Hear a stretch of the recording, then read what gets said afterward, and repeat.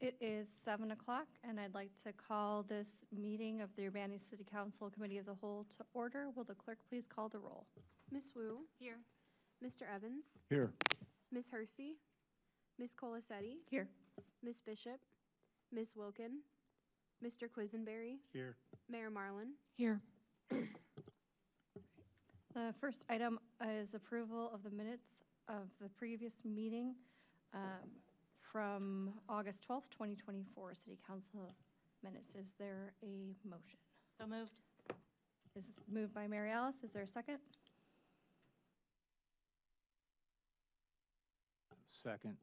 Seconded by Chris. Any substantive corrections? Okay. Can you do voice vote for this, yeah? Okay. All those in favor, please say aye. Aye. Any opposed, please say nay. Minutes are approved. Next is additions to the agenda. I believe the mayor has a few. Just a couple. One, Chief Boone is asked to speak with council during the presentations part of the agenda, so we'd ask that you allow for that. And we'll be moving resolution number 2024-08-058R to the September 3rd agenda. So that will be removed. Any other changes? Okay. All right, then we will move into presentations. Chief Boone.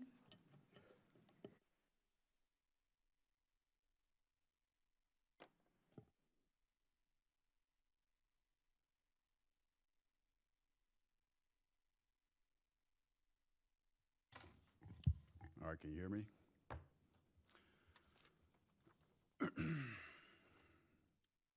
All right, Madam Mayor, members of council, I'd like to address the issue of social media posts that appeared last week on Urbana's Police Department Facebook page.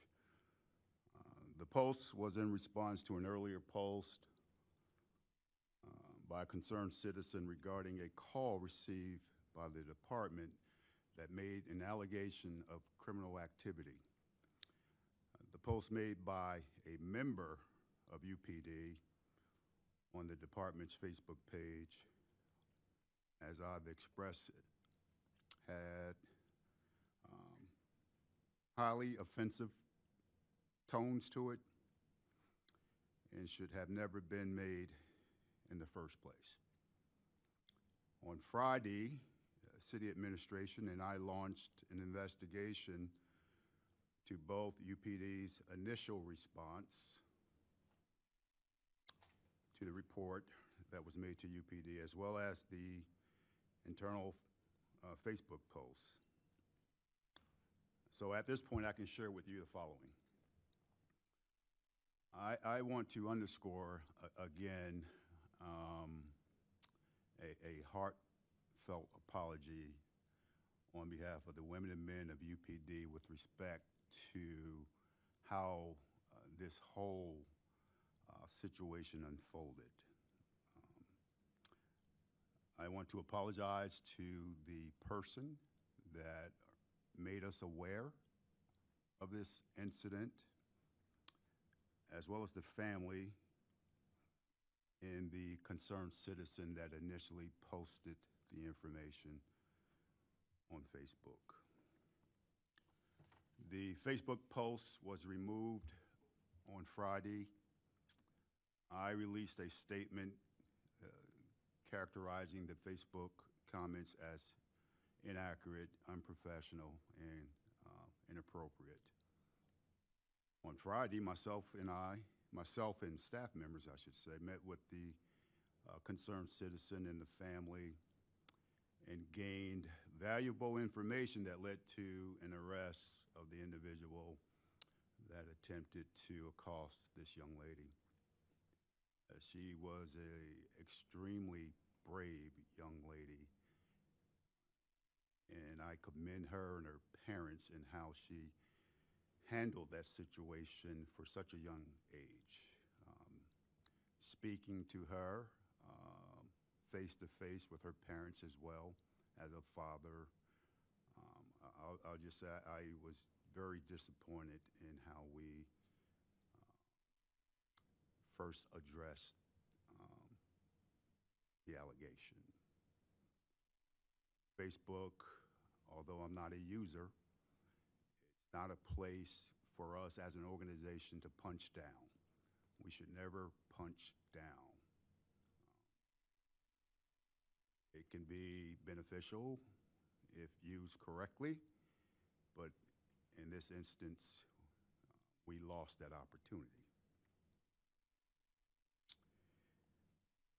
So, as you know, internal investigations are governed by processes and laws that the city must follow in these matters, but this investigation is proceeding with all due diligence and deliberate speed, and as a priority of the police department in the city. As you know, with most administrative investigations, as well as criminal investigations, there is very limited information that we can provide. As I said to you, July 31st of 2023 in this room, we'll get most things right. There'll be times we get things wrong, as is highlighted in this situation. But afford us the opportunity to do a thorough investigation. And as I said last year this time, I don't hide anything. And that's as much as I can share with you at this time regarding this incident.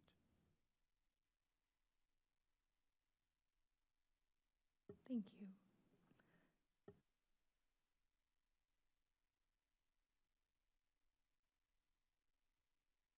All right, I think that's it for now. Thank you very much. Next will be public input. If there's anyone who would like to address the committee of the whole, please step up to the microphone and state your name for the record, and you'll have up to 5 minutes.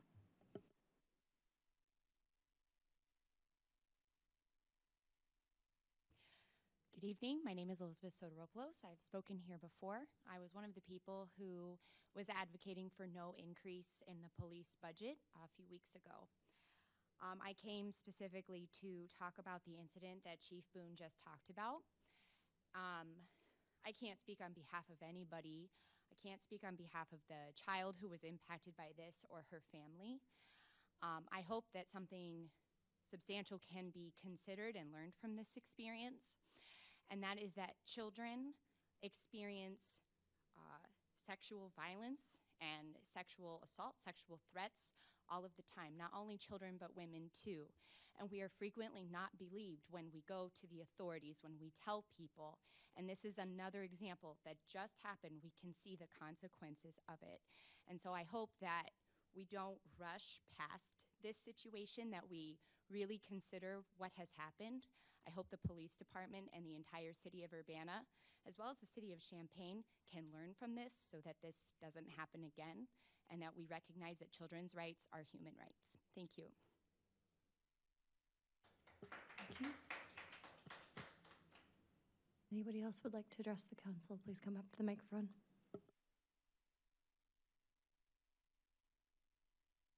Good evening, I'm Brian Dolliner. I live in Urbana at 303 West Locust, and I also came to speak about the incident tonight.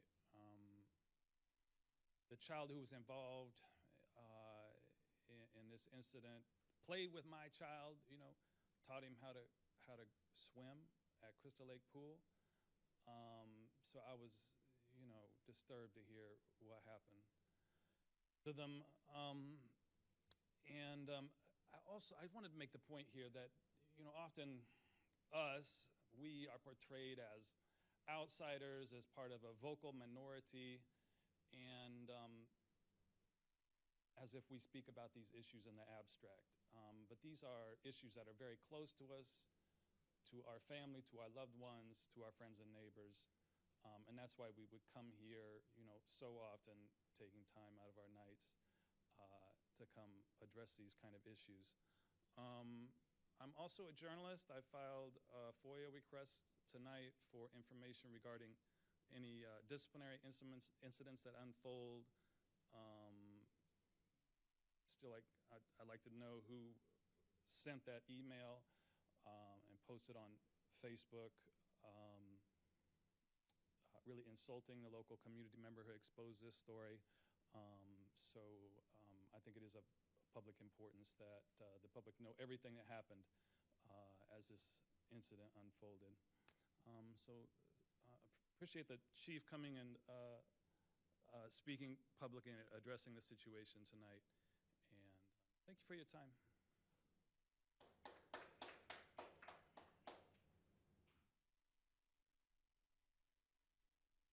Anyone else like to speak?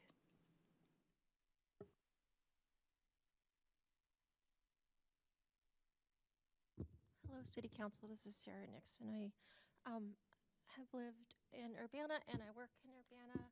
I will try to talk tonight. I would like to address the issue that the other two people spoke to. It's a really difficult issue for me. The way the UPD handled or reportedly handled this report mirrors my own experience, and this is really difficult to talk to. And I've been trying to formulate some input, some comments. It gets very difficult when you get overwhelmed by the traumatic overwhelm. So before I waste all my time, my 5 minutes, I do want to say that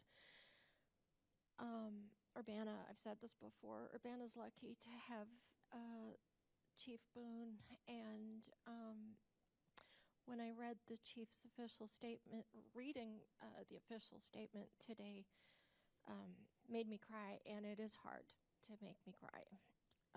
I'm proud of him, and Urbana should be proud of him. It is refreshing that he has publicly declared that officers under his watch will be accountable, and refreshing that he has admitted this wrongdoing and has taken accountability. He's done the right thing and should be applauded for his leadership. Unlike previous administrations, he did not choose the coward's route and cover up, dodge, deny, stonewall, nor seek to silence critical voices.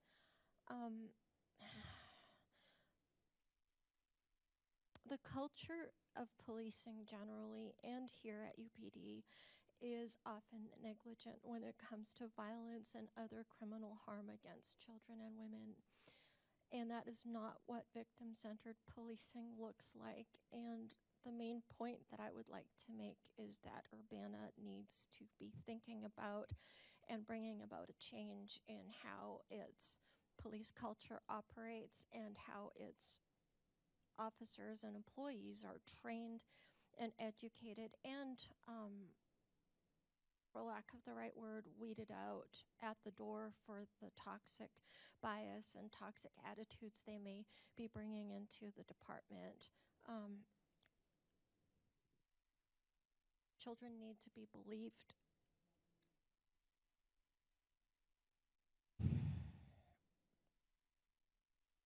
Sorry, I'm just looking over my notes.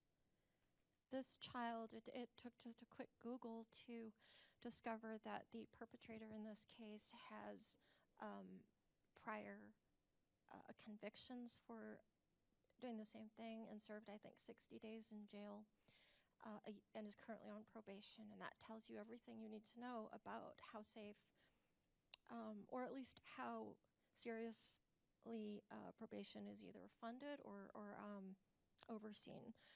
That child potentially escaped with their life, and her case was solved or reached the culmination that it reached thanks to her own actions, her own efforts. And think about how close she came to a very different potential fate. How many times do advocates like me have to cry out that this needs to stop? And by this, I mean the systemic minimization of when children report harm done to them and when women mothers do. I wish I could be more succinct and cover all my points, but I'm running out of time. And my own experience with the UPD, with whom I lost all confidence, was the same on a different scale, minimizing, ignoring, gaslighting, and silencing, followed up by vilifying, demonizing, and twisting facts to the point of fabricating evidence and providing false testimony in order to fit a narrative that says that well-connected and powerful abusers are to be protected and children and women are easy to silence. So I apologize for the emotionality. I just want to ask for this conversation to become larger and for more attention and focus to be given to trauma-informed and victim-centered policing in Urbana. Thank you for listening, and maybe I'll have time to send an email. Thank you. If anyone else would like to address the committee of the whole, please feel free to come up to the mic.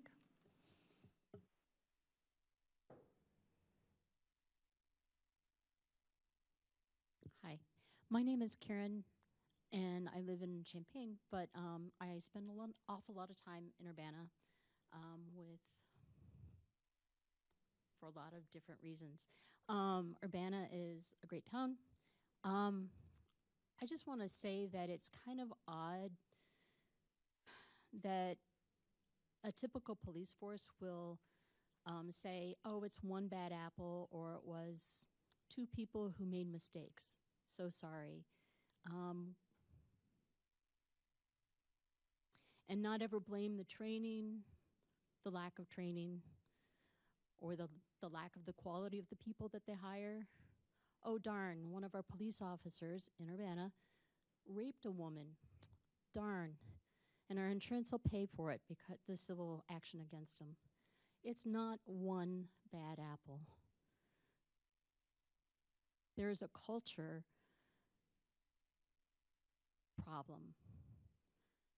There is a difference in understanding of what a police officer thinks their job is and what the public wants them to do. And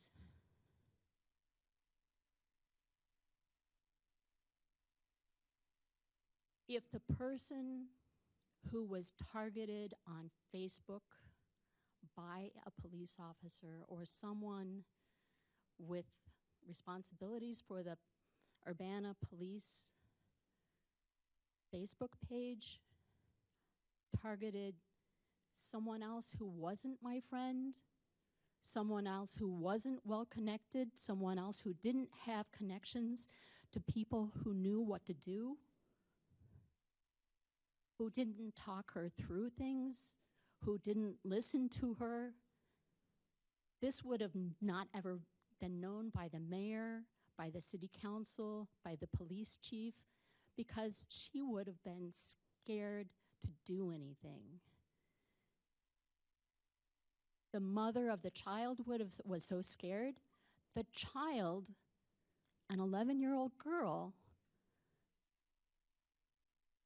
thinks that now that the police are not going to help her if she says something. That is not a mistake to write off as, oh darn, two people made mistakes that day.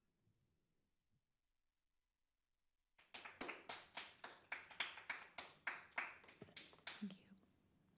Did any council members receive emails? Oh, okay. Anyone else want to address the city committee of the whole? Okay, thank you. We will continue to move forward. Next is staff reports. Are there any staff reports?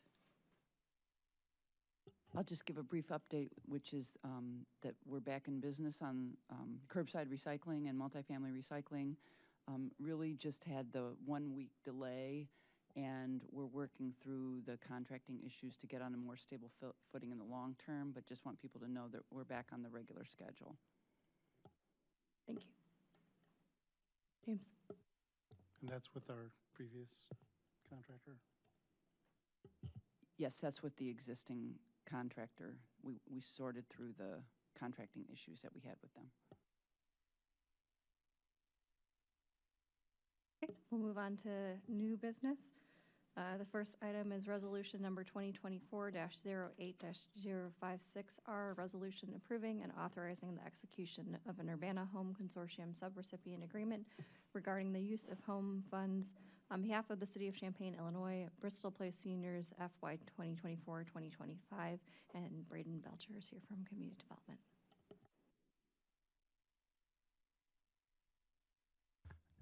Good evening, everyone.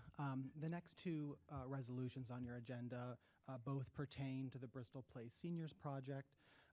So I will be discussing them at once, and then I'll be happy to answer any questions about either of those agreements.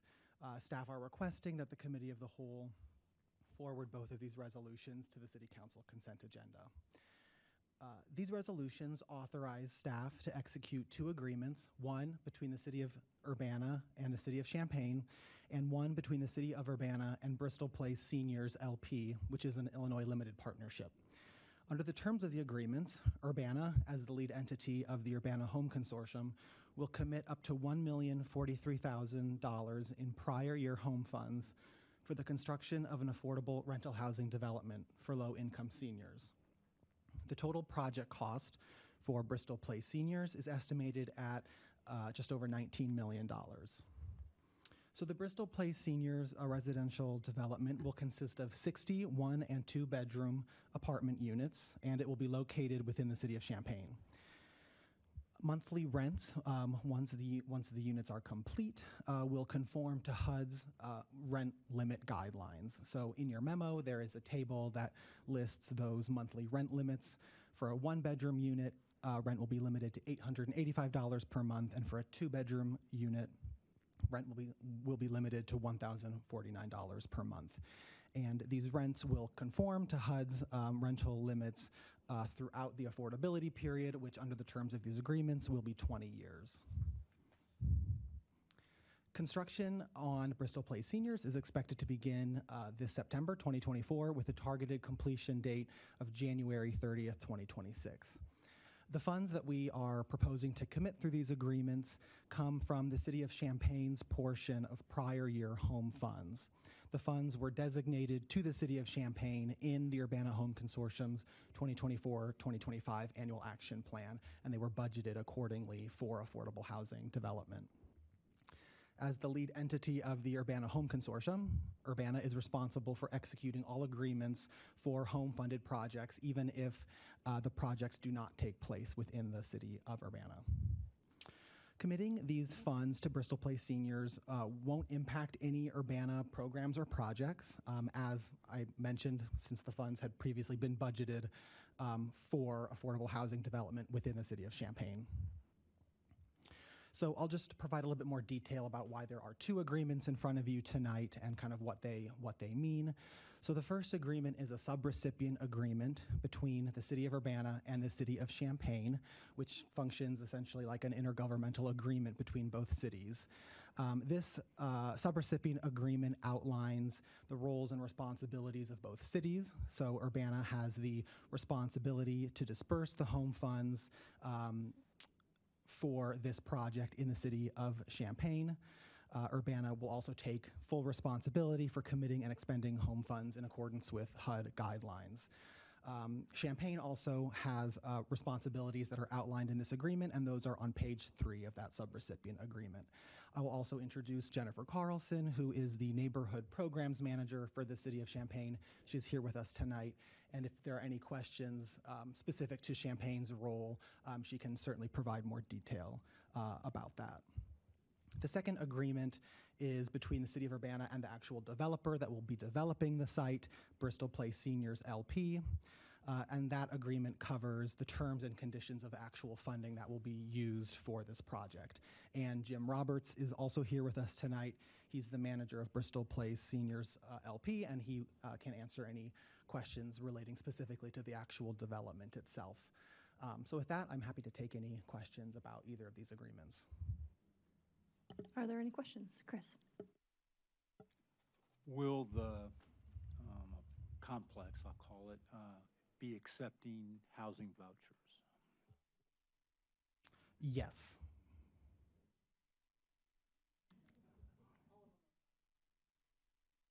They will be accepting project-based vouchers. Yep. Any other questions? Mary Alice? Just have a general question. I mean, I know that we have some low-income senior housing in Urbana. Is there an estimate of how much this is going to add 60 units? What does that total inventory look like for low-income seniors in our community? That's a great question. I don't have that number in front of me. I do know that the Illinois Housing Development Authority is really prioritizing investments in low-income senior housing. So the Housing Authority has received some funding to expand that stock. Again, I don't have the unit number count in front of me, but it is certainly a need. So we're glad to be contributing to that, to adding to that stock. All right, thank you. James? Along the same lines, would this be limited to seniors only, this development? Yes. Because one of the things I've heard from our residents in Steer Place is that when that facility started taking, I'll say younger, less senior people into that building, it created some issues and some anxiety for the senior individuals who had been living there for a long time. So I do think it is important to have facilities that are senior focused. Any other questions? Is there a motion? Mary Alice? I would like to make two motions. We'll start with the first one. I will move resolution number 2024-08056R, resolution approving and authorizing the execution of an Urbana Home Consortium subrecipient agreement regarding the use of home funds on behalf of the city of Champaign, Illinois, for Bristol Place seniors for fiscal year 2024 to 2025 onto the consent agenda for approval. Is there a second? Second. Moved by Mary Alice, seconded by James. All those in favor, please say aye. Aye. Any opposed, please say nay. That motion passes. Mary Alice? I will move for approval on the consent agenda, resolution number 2024-08057R, resolution approving and authorizing the execution of an Urbana Home Consortium rental housing developer agreement with Bristol Place Seniors LP fiscal year 2024 to 2025. Is there a second? Second. Moved by Mary Alice for the consent agenda and seconded by James. All those in favor, please say aye. Aye. Any opposed, please say nay. All right, that motion passes. Thank you. Okay, we will move on. Next is ordinance number 2024-08-029, an ordinance amending Schedule O-1 of Section 23-201 of the Urbana Local Traffic Code, designating local restrictions upon vehicles using certain highways, Washington Street over Sunny Estates Ditch. We've got John Zeman.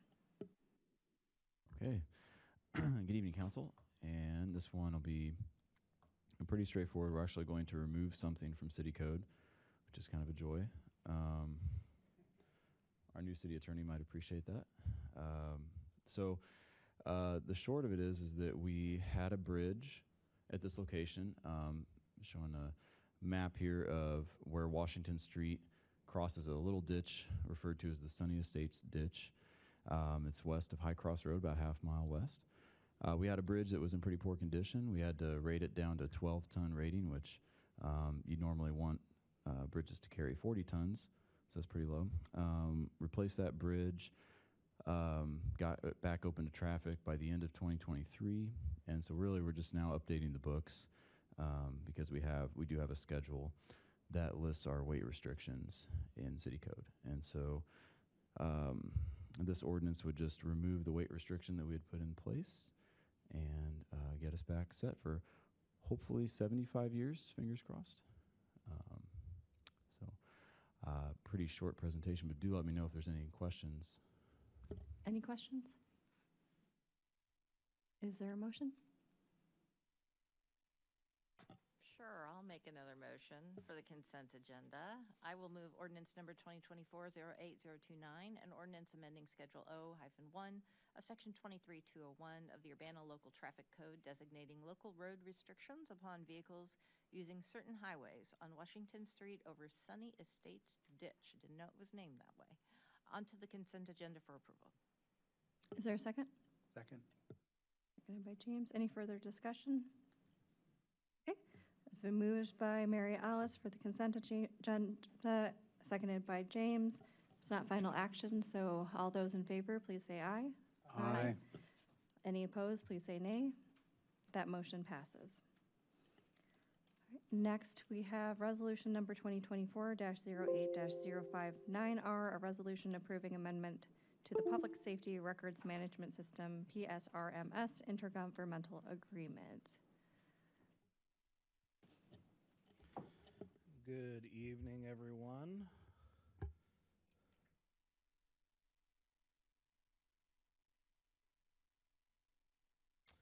This evening, we're going to be discussing the Public Safety Records Management System Intergovernmental Agreement and Amendment. City Attorney Matt Reshley is here to talk about the technical stuff. I'm here to give you a bit of background so you can have a complete context when making your decision. The Urbana Police Department and other local law enforcement agencies utilized a record management system which was referred to as ARMS for more than 30 years in the area. As you might recall, ARMS was recently retired and replaced with a records management system from Tyler Technologies.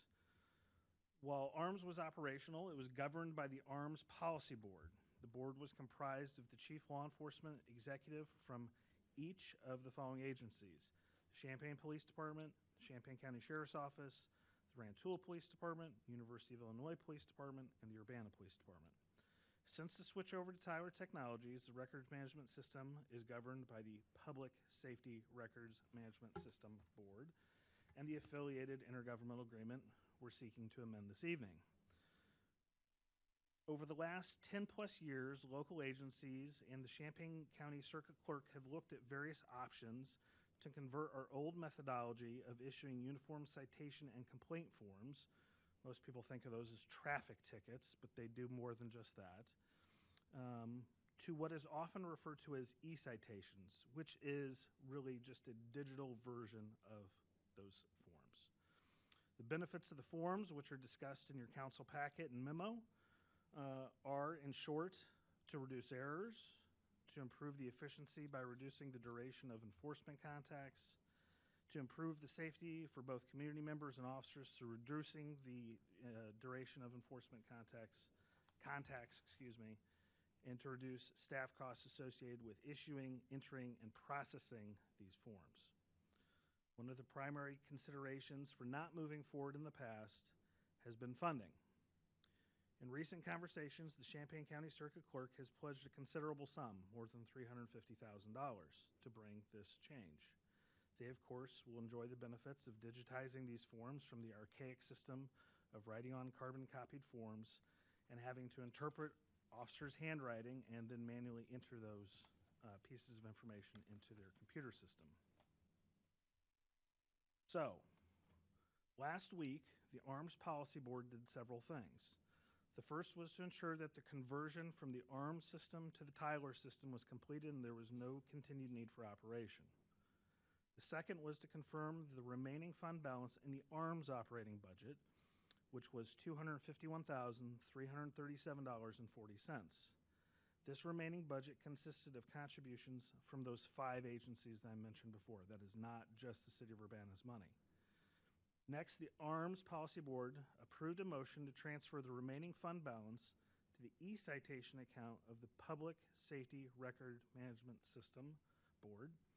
And lastly, the ARMS Policy Board approved a motion to terminate the ARMS Intergovernmental Agreement and the existence of the ARMS Policy Board itself. So the next steps in front of the Council and other member agencies of the PSRMS are to amend the PSRMS Intergovernmental intergovernmental agreement and formally add the Champaign County Circuit Clerk as a voting member of the PS RMS Board. I'll now give you City Attorney Reshley. Thank you.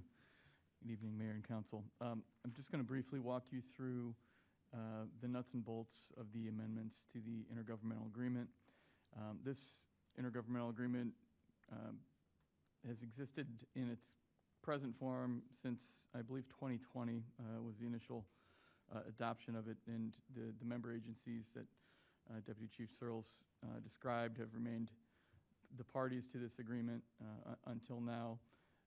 As proposed, and as described in the process steps that the Deputy Chief walked you through, there are a few pieces of this intergovernmental agreement that need to be amended in order to facilitate movement forward in adoption of the e-citation module.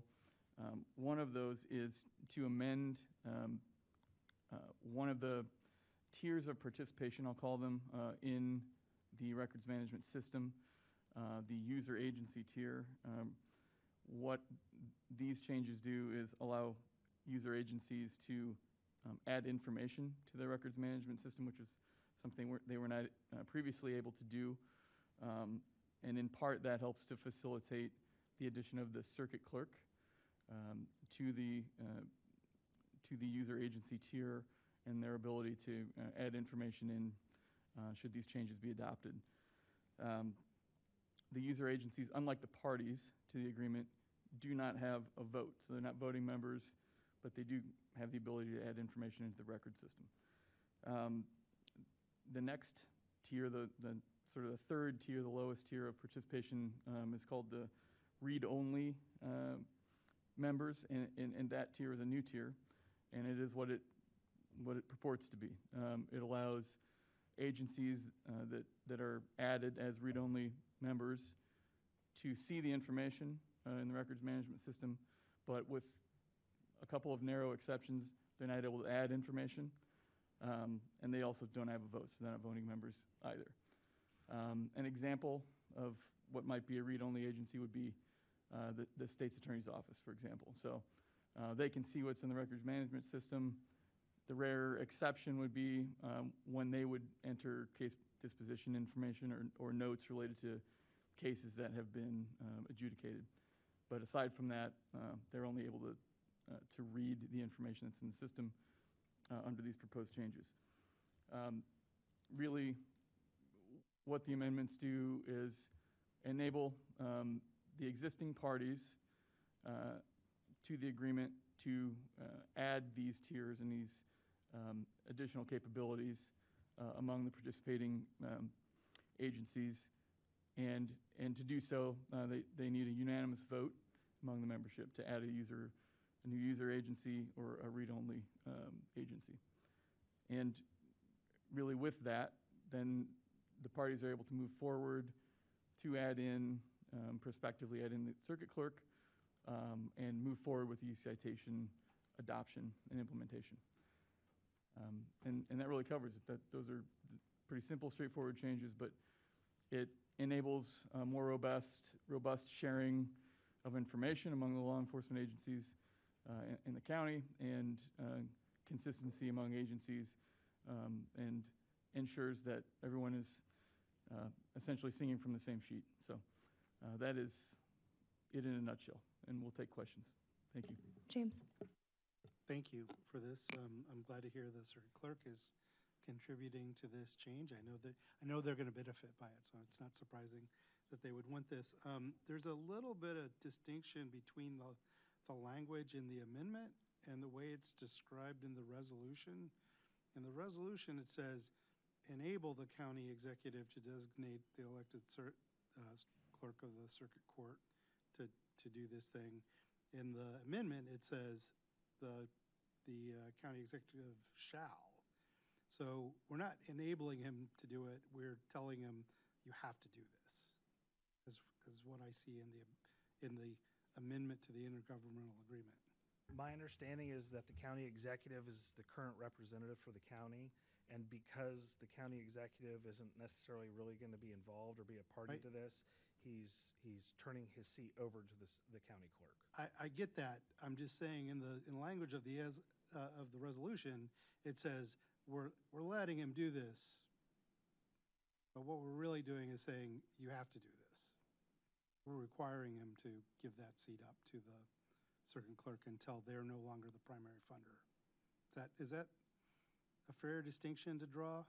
Yeah, I think that's a rhetorical distinction that we would make sure that we square before bringing forward a Okay. resolution that would reflect what's in the proposed agreement. Right now, I'm concerned about having, different county elected officials agreeing on things, right?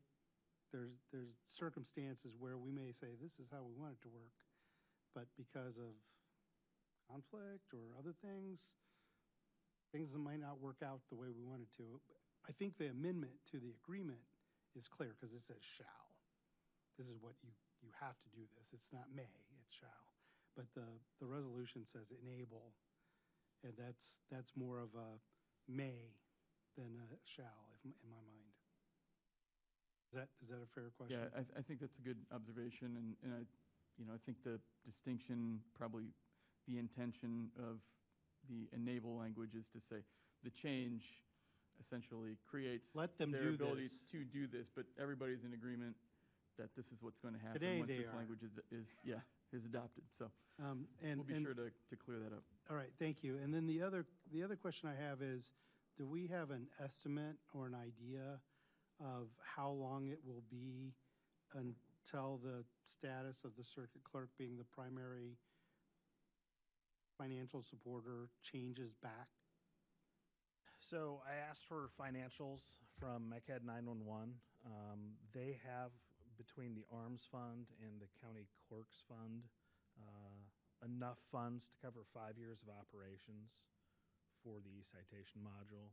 The estimate, well, they provided me with definite revenues of $601,000 and $337, and then contract, which has not yet been signed, and maintenance costs at $437,885.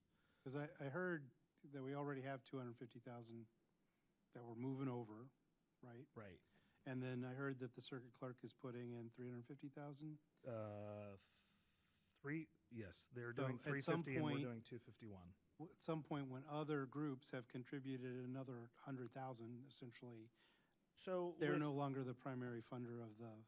Yeah, so what I would say is that the e-citation, so the state legislature passed a fee on traffic tickets some time ago, I don't know when.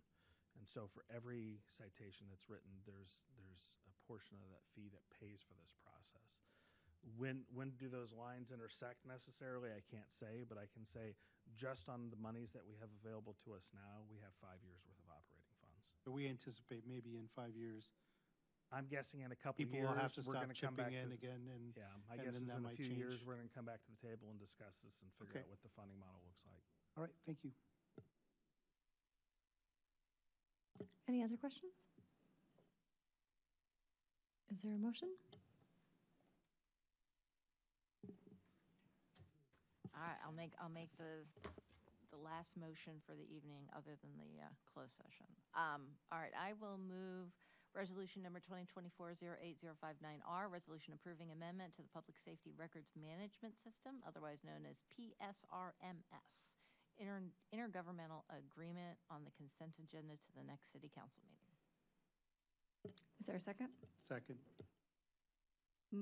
Is there any further discussion? Mayor? I know I'm not a council member, but I just want to say thank you. And this is a monumental move from the 20th century to the 21st century. So thank you. All right. We have a motion from Mary Alice for the consent agenda, which is seconded by James. All those in favor, please say aye. Aye. Aye. Any opposed, please say nay. That motion passes. All right. Next item on the agenda is council input and communication. Any council members want to speak? Chris? Thank you.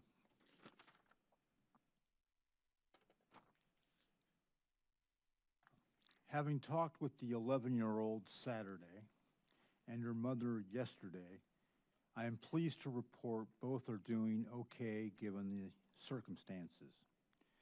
We have put our best man on the case, a 13-year-old who has been hanging out with the 11-year-old to keep her cheered up, and she seems to be doing fine. The 11-year-old and her mother are very grateful to the Urbana Police Department for their assistance in this matter. The police department should be applauded for course correcting quickly and providing excellent service for the child and mother. I'm reminded back in February of 2025, during Champaign-Urbana Citizens for Peace and Justice's Forgiveness Weekend at Salem Baptist Church, where the late, great Reverend James Bevel taught us, quote, "Problems have solutions," end quote. This incident has caused damage to the community's ability to trust its police department. In order to preserve an authentic relationship and continued effective community engagement with the community, some first initial steps could be that I would ask the Urbana Police Department to please post on its official Facebook page the entire information press release about this incident dated August 16, 2024, and was released at 11:59 p.m. I would also ask the Urbana Police Department to please post a second post on its Facebook page, a formal apology to Laura Haber. Thank you for letting me speak. Any other council members wish to speak? James? Yeah, thank you. Couple of things. I do want to thank Chief Boone for responding and following up on his promises to be transparent and hold his team accountable. I share his interest in apologizing to the community for the circumstances as they happened, and I want to assure the community that this is something that we can do better on and we have to do better on.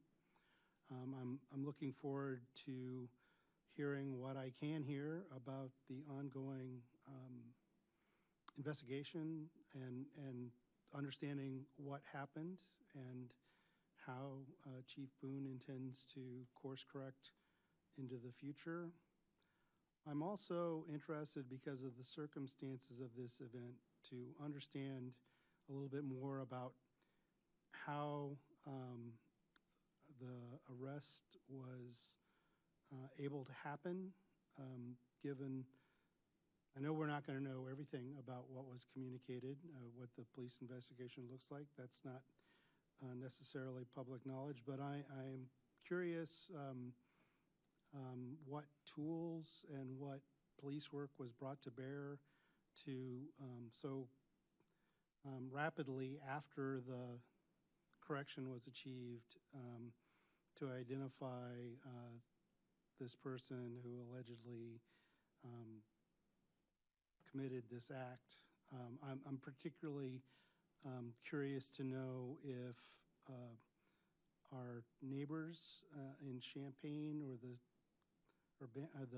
University of Illinois Police Department or Champaign County, their tools of license plate readers were used in being able to locate that particular truck, or if that could have been a tool that would have helped identifying such a vehicle when the initial information about what it was pretty narrow, just description of a truck and its color.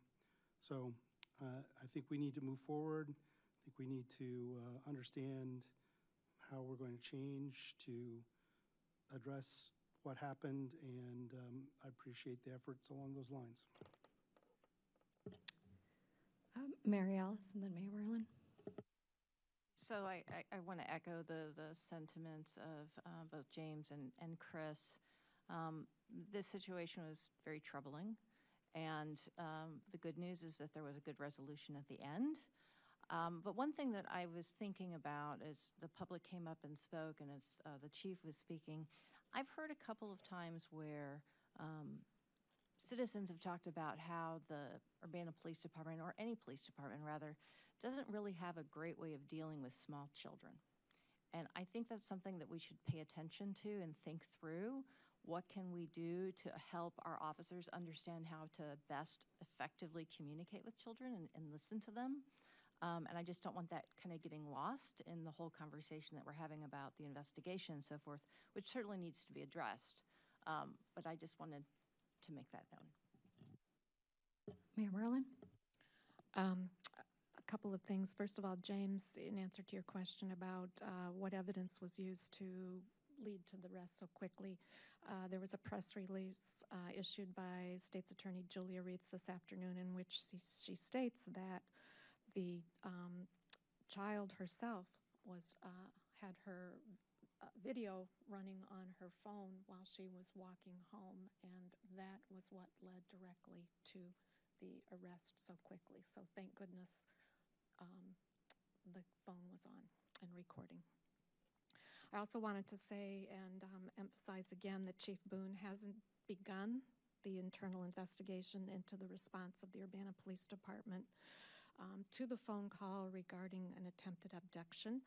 The UPD response was unacceptable on multiple levels between the time the victim's family and a community member called UPD on August 6th up until last Friday when we first learned of a completely inappropriate Facebook post.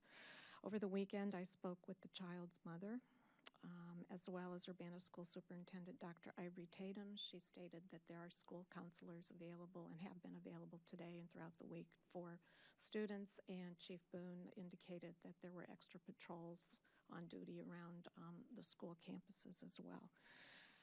That's I am grateful that arrest was made, but that's not the end of the story.